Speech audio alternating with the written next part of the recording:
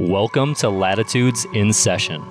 On today's episode, we're joining Chris Leppert and Josh Luck in Eastern Kentucky. Come along with us as we put boots on the ground in search of a giant public land whitetail.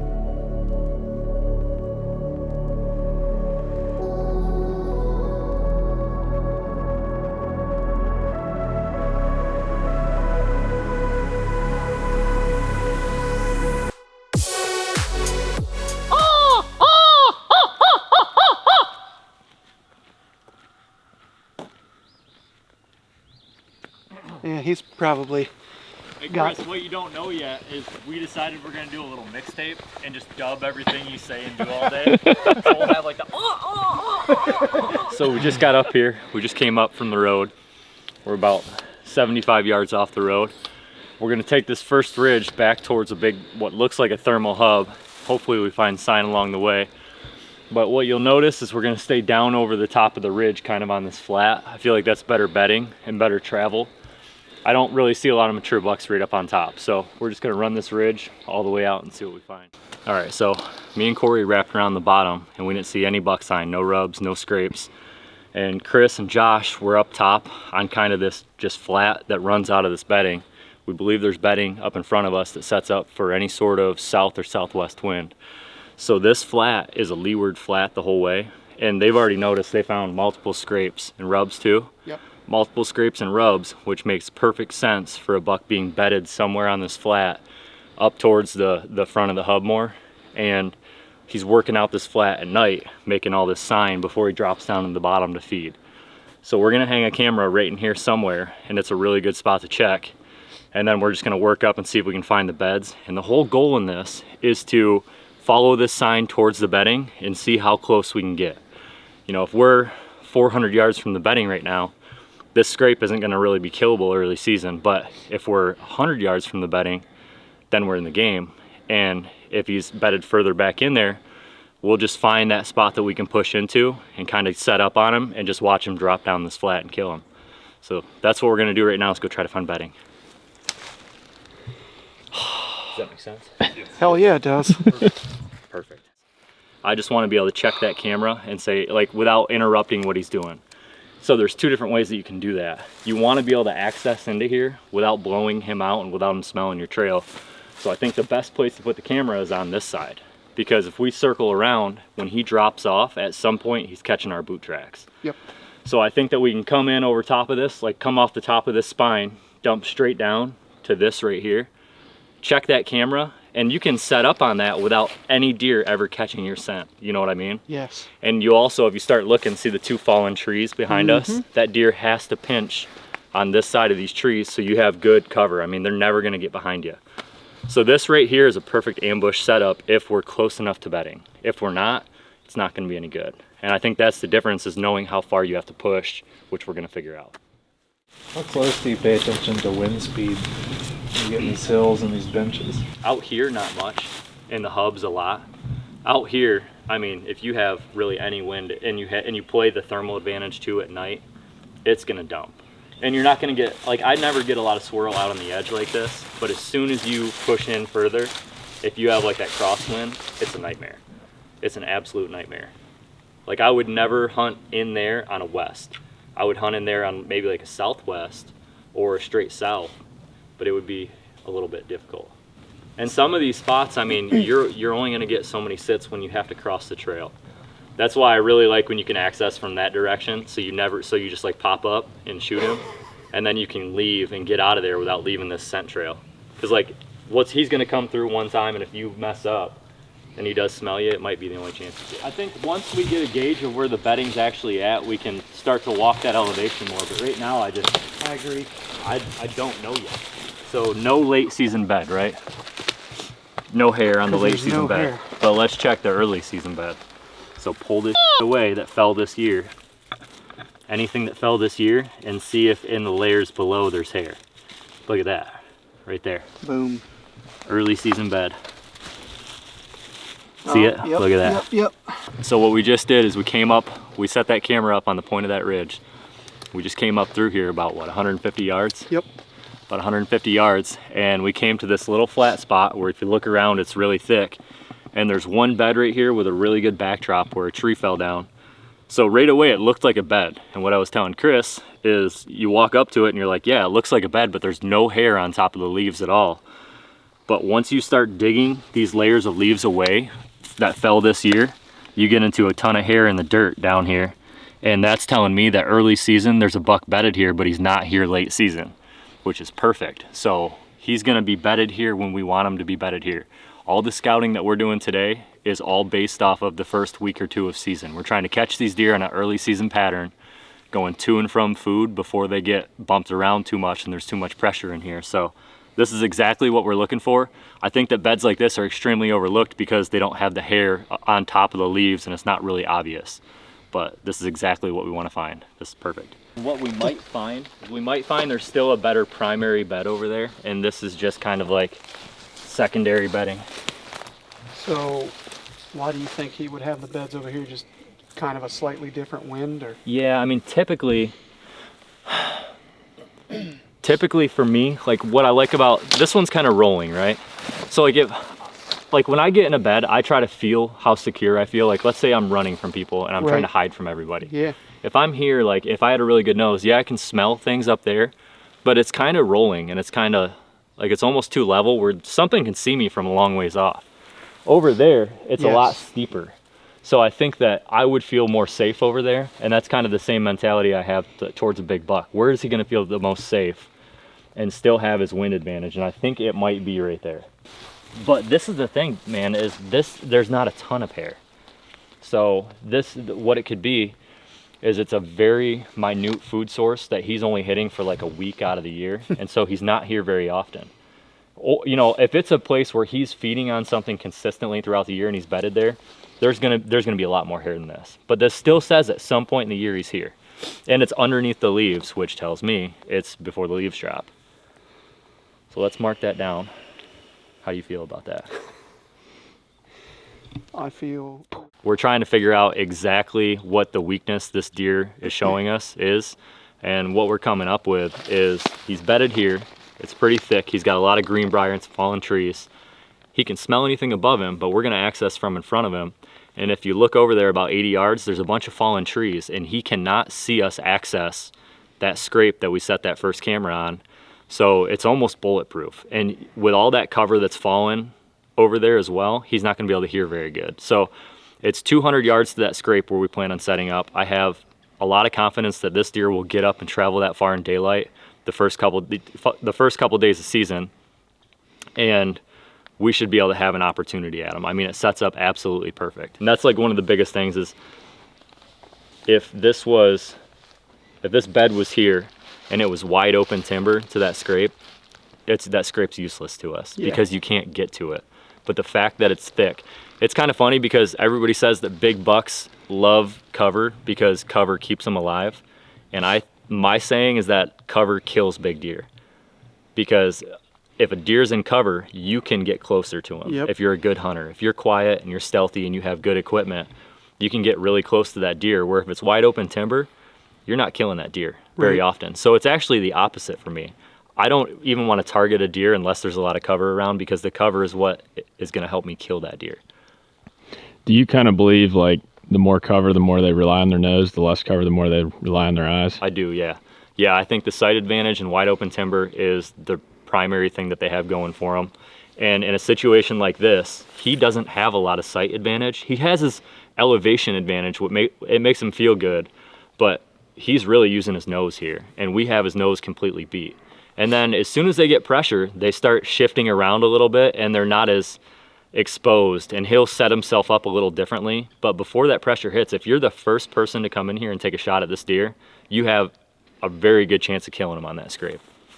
Jake, I think my gut reaction would have been to enter from the bottom. Yeah. And I don't know if you want to explain like why you were saying you almost wouldn't do that. Yeah, so at that scrape, it branches out into at least 3 different trails. There's 3 really defined trails. And there's a couple reasons why I wouldn't enter from the bottom there. The first one is if the water's high, we really don't know until we get down here because it's a reservoir. So the water could be high, it could be low, it could shift throughout the day. And I just think that you're going to have a better chance at getting more than one shot at the deer, like hunting them 2 days in a row, if you cross the one trail as opposed to trying to cross all the trails, and then you have more chance of messing up.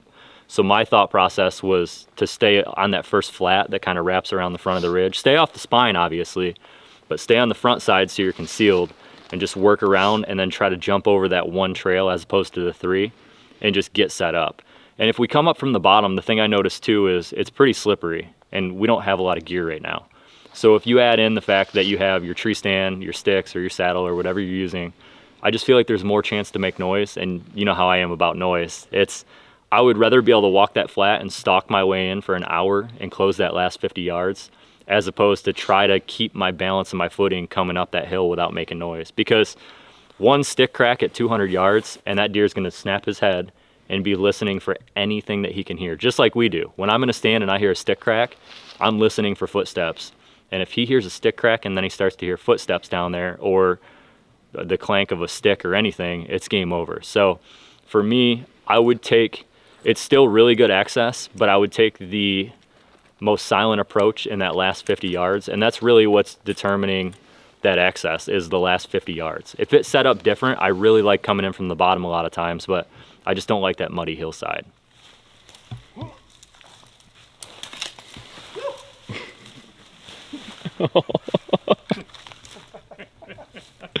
Everybody film the punchy boy. All right, so we just found this bed on this other point. The really good bedding's right there, but what do you think about this bed so far? It's on a north-facing point. So theoretically, it should be pretty good, right? But Theoretically. so what was your comment? What do you think? My initial thought was that it's a younger buck. I mean, it's on this point in some cover, like you said, for some south bedding or south wind-based bedding, but it's smaller. So Yeah. my initial thought is it's a younger buck. Which makes a lot of sense, and I agree with that. What do you think, Chris? I'm in agreement because he doesn't really have, it looks like he's either facing this way or this way, and he doesn't have anything, a big barrier to his back, Yeah. essentially. All right, so my thought process here is both of you guys are correct. I like what both of you said. What I'm going to add to that is that if I look at this bed, the way that this is shaped, he's facing that way. And if he's facing that way, he's the opposite of a typical wind-based bed. The wind generally will come this way, and he's facing the wrong direction. So to me, that tells me that that is definitely an adolescent deer. It's not a mature buck. A mature buck would be spun either that way or more downhill, and typically they don't lay up and down on a hill like that. Like, this is odd to me. Yeah, you don't have the thermal play and Yeah. the wind to back. Yeah, he's laying like, can you see the half moon kind of? Yeah. So that would be his back, and he would be tucked in with either his head that way or this way, and that doesn't make, that's not a mature buck. That, No. in my head, a mature buck doesn't do that. A mature buck would bed maybe lower, like in front of this fallen tree, facing that way, not facing this way. So all of us can look at this and dissect this bed and say, okay, the wind-based bedding and the good bedding that looked like a mature buck was over there on that scrape line. This is an adolescent deer and a satellite buck. A little satellite. Which is cool though, because now we know that if we go down and we access that scrape, we're not bumping the satellite deer. They're actually bedded behind that buck. So there's a lot to take away from this, and also there's still not a ton of hair in this bed. All the hair for the most part is underneath, and there's a little bit on top, but it's not hammered. So I think I marked it down as a satellite bed, and we'll just kind of bypass it and keep going. In your dad's buck video? Yeah, that's Okay. exactly it. So he came down off of bedding like this. The only difference is I could see the bedding. And how high up were you in that tree? I was pretty high, but I was on a bank. So like I had to get up a little bit higher just to, Okay. be up. So I was Okay. still 4 sticks high with aiders. So I was 18 feet probably, Okay. if I had to guess. But I was on the back side. I set up on the back side of that tree. Yeah. But yeah, I mean, I would say that if we come in here and you check that white oak and that white oak is dropping early season, that deer is absolutely dead. It might not be the deer you want it to be, but that deer is dead. That is what I wondered too, is we obviously all of us follow your stories on Instagram, and I'm like, how's he walking around in the woods right now picking up all these acorns and still killing the deer and getting and I'm like, what do you mean? What are you doing? Yeah, that's and kind so of, now I understand. I'm not it's even just- close to the It's bed. just past where he's going to be, and it doesn't matter because he's dead before Exactly. tree. Yeah, you can check your camera and you can monitor the food sources without boogering up the bedding. And that's something I think a lot of people get wrong. But once you get this system down and you come in here and do the bedding in the spring, and then you have that approach of, come September when I'm pulling cameras, my primary focus is obviously inventory, but my secondary focus is verifying the food sources that I've already looked at come springtime, which is exactly what we would all do when we come in here now. So we worked our way around the front of this ridge from that good bedding that we found and came on a big bed right here that's got a lot more hair in it. So it's actually got hair on top of the leaves, and it's got hair under the leaves too. And this one is just working further into this hub system, and it sets up really good for now. We're kind of getting into like a south wind too. Like the way this drainage runs dead north, he's gonna have a really good push that way. So I expect him to have this tree to his back, be bedded here looking this direction, having the wind kind of do this, you know what I mean? Like thermals come up, his over top wind is coming this way and just kind of rolling right here. And if you look, it's thick. You know, what we're noticing is for some reason there's like this strip of cover low on the hill, and up top is more of just like feeding sign and kind of wide openness. So I think we're gonna find the majority of the sign in the lower third, not the upper third, which is not traditional at all, but you have to trust your gut and follow the sign, which is exactly what we're doing. So we were low, and then I went back up top, and the way that my mind works is I want to know if there's another bench that could have cover up there that could have bedding, because in my head, typically I find the bigger deer bedded high if they can. But I walked up top and there's really no flat or any cover at all. And then I looked down the hill, and I kind of like getting like that, just that good sight advantage where you can see a long ways. And I could kind of see that we had a good canopy down here. I really like how there's like those fallen trees that hang over too. And I noticed it was grassy, and I thought if it's flat, it's gotta have some beds. And came halfway down the hill and I could see this setup, and I was thinking there's gotta be hair there. And sure enough, there's a bunch of hair. So yeah, this is another spot I just marked down. The thing we need to do with this deer now is try to figure out how to kill him. This one's gonna be a different approach than that last one. I mean, we're at the point where we're probably 500 yards, 600 yards from that first camera we put up. So we found a bed. Let's see if we can find some more, and then let's try to figure out how to kill this deer. This might be, this could be a bed where we would access from the bottom and just say, you know what, we're gonna throw a hunt at that bed first day. If that doesn't work out, maybe we're even gonna push him further back in here, and now we can work up the bottom and get set up in that first hub that we were talking about. How confident are you that this is a different deer from that one? You really don't know. Okay. And I think we're still too close to, I mean, we could have multiple deer in here, but I think that this could just be him transitioning based on whatever food he's feeding on now. And it seems like he was here more late season too. So I would say that because the white oaks were over there really heavy, he's probably over there earlier. And then as the season progresses, he works his way over here.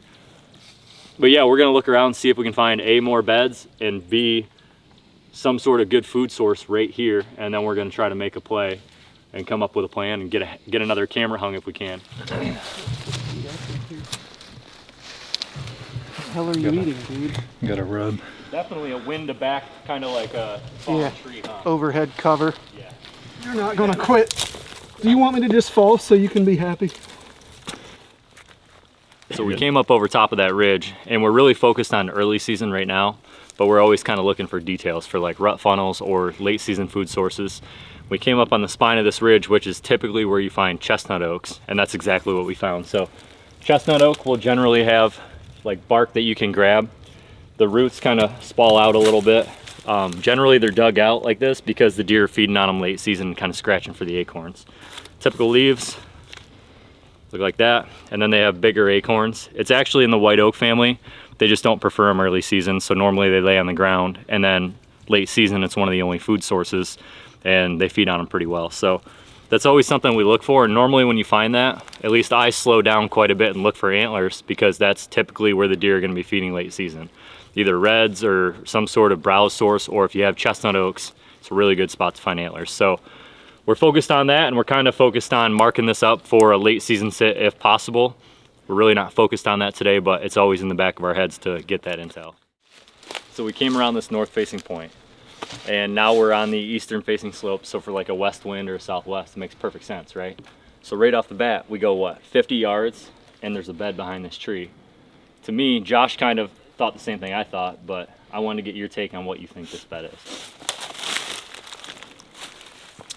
I mean, it looks beat up pretty bad. Man, it just, having a tree in front of him like that. Which makes a lot of sense. And so we're gonna push further into the hub, and normally when you get into those nooks like we talked about, it's when you find the bigger deer. So the one thing that I would take note of here, I marked it down on my map because when I'm accessing this hub to hunt from the bottom, I have to know where every deer is bedded. That way I don't come across the top of this ridge and blow that deer back into there. Okay. So like knowing that this deer's here, kind of observing down this hill, we're right by his bed, right? How far can this satellite buck see? Right. He can see that flat, but he can't really see down into the bottom. No. So if we're down in the bottom with greenery, you know, he's not gonna be able to see that No or hear idea. that. So we can access into here with this deer laying here, and I don't think it's gonna affect us that much, but we can't access off this ridge. We're gonna have to, I would actually come in and try to circle around a little bit and stay like on the further side and work my way up in. And we have to verify we can even do that. You know, there might be fallen trees and stuff in there where it's not even accessible. So once we go up and we determine kind of where the beds are at, we'll work our way back down this and see if we can access in to kill that deer. Okay. But so from my standpoint, I don't care that this buck's bedded here. Yes, it's nice to know that there's a bed here, but to me, I don't think it's gonna affect our hunt very much for the day. I agree. Cool, let's keep going. That really sets up, like, And this could be a good buck bed. It definitely has, like, it does have some stuff falling behind it. So we basically, from the last satellite bed we found, we came another 30 yards. And there's a bed down here a little bit further. And what's kind of cool about this one is this one has a little bit more visual to it. So to me, it kind of pops into my head that it might be a more mature deer. We're gonna mark this one down too. We're gonna keep pressing on. But the thing about this one is you can still access down in that bottom, especially as it gets thicker. I think you can still pull off access if the more mature deer is bedded further back. If it's this buck, if he's bedded here, we might get down on this bottom and find like a scrape. And if we find a scrape, we would probably put a camera on that, and that'll give us intel on if we should target the scrape or push way in. Because you'd hate to go past the good buck if he's bedded here. right. So this could be one. There's nothing that screams giant buck besides the size of it and kind of a better sight advantage. Yeah. Obviously, all these beds on this side of the ridge have wind advantage. Yeah, I mean, there's a bed there too. So it could be two does, or it could be like a doe and a fawn laying here. Or it's a buck that's just kind of shifting throughout the day a little bit. You know, maybe he starts getting a thermal push and he beds over there and looks that way more, and then he's back and forth. So yeah, we'll mark it down and keep moving. So one of the most important factors in trying to kill an early season deer is also gauging hunting pressure in general. Just came through all that satellite bedding, and as we're working into the first part of this hub, it's not what we think is going to be the best part, but it is part of it. We come into this flat where there's a little bit of feeding, and all the deer that come out of that bedding would kind of shuffle through here and then up into the acorns. And right here, you can see sign of a climber being in this tree at one point. And it's not really extremely obvious until you start looking at all the different nicks in this tree as they went up through. And so it's good to mark this down and say, okay, there could be a hunter here, or somebody else has access to the spot and is willing to come back in here this far. So it might push the big deer out into the other section of the hub. So we haven't really found any mature buck bedding yet, and we've been kind of confused, and it might be because this section's getting a little bit of pressure, which is surprising because it's really far back. So paying attention to little things like just nicks on trees can make all the difference in the world when gauging hunting pressure. We haven't found any sort of scent wicks, we haven't found night eyes, we haven't found any trash, any sign of a hunter besides the nicks in this tree. We've been working up through these ridges pretty much all day looking for bedding, with the intention of coming down in this bottom and checking for a big hub scrape. And we found pretty good bedding throughout the day. We've actually had less bedding back in here, but we did find a couple good, what I think could be buck beds. And so we worked down through and we started to get more and more sign as we were entering this big drainage. And we come down right here and there's a massive hub scrape. I mean, it's literally the length of a truck. And it looks like it's absolutely hammered. There's licking branches all over the place that are 7 feet up in the air. And I feel really good that there's a big mature buck in here doing this, and I think we already have his bedding located. So we're gonna put a camera up today, and then come season, we're gonna come in from the west and kind of work our way down into this system. And this whole hub ends up turning to the south. So on any south wind, they'd have north wind, or they'd have north face bedding, and they'll drop down off those ridges and check this scrape before they go hit acorns. So the thought process is to access from this direction, get in that tree right there, and you have a 20-yard shot on the scrape, which is obviously getting hit all the time. So really excited about this one. We're gonna try to find a couple more on this trip and see if we can kill a buck early season. That's okay with me. And I'll take it sucking up that ridge. You know, that south facing ridge is gonna have really good thermal rise. So if we hug this, Okay. you know what I mean? If we're hugging this ridge, even if it's swirling, every time it catches this, it's gonna rise. And so I think that we'll be okay. Definitely can't come in here on a high wind velocity day or a west wind. We need a low south. A southeast is best case scenario. Oh yeah, 20.9. And then if we go a little further, we can hit 28 in that back there. The poplar tree? Yeah, and I think that's probably the ticket. All right, so we just left that awesome hub scrape that's 80 yards away. We were kind of walking down through here just looking for hunter sign and any other scrapes. And Corey, behind the lens, looked down and found this nice antler. 2 or 3 year old buck.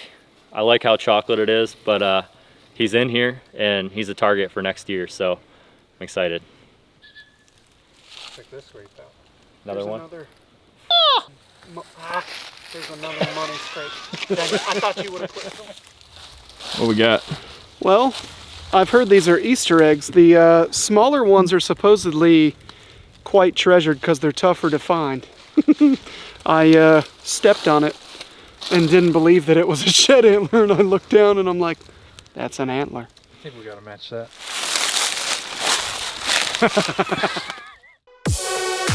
All right, that's a wrap for today's show. Join us next time for part 2 of our Kentucky trip as we take a deep dive into finding, dissecting, and targeting specific hill country buck beds. Thanks for watching.